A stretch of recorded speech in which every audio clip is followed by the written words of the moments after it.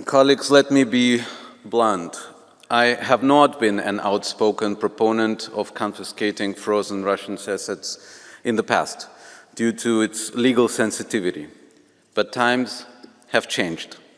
In our new world, where the United States is joining the side of Moscow and stepping back, the EU has no other choice but to take responsibility. We cannot afford being hesitant. The EU needs to fill the voids. The calculation is very simple.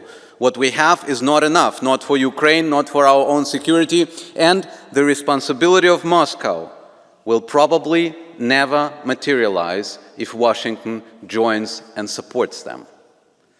The compensation will never come. The tribunal will never materialize, but the damages, they remain.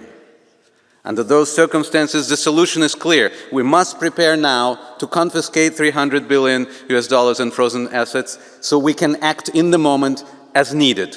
This means the EU must find a legally secure solution to make the frozen assets of Russian Central Bank available to Ukraine and to ourselves. Thank you. Mr. Lagodinsky, there is a blue card for you. Would you like to answer? From Mr. Krach.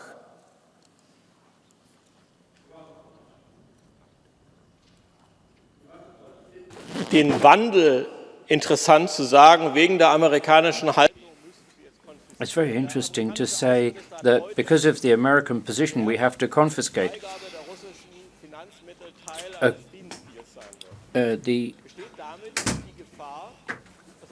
Don't you think that there's going to be an international conference which could decide that these funds have to be returned to Russia?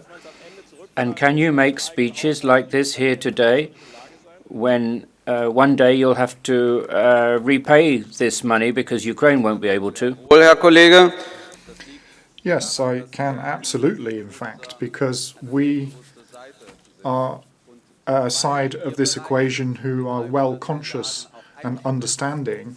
We're happy to use that 300, and because of that, they will have to enter into agreements with us, and the US will have to decide. 2 months ago, he could have demanded that we take that money and return it to the Russians.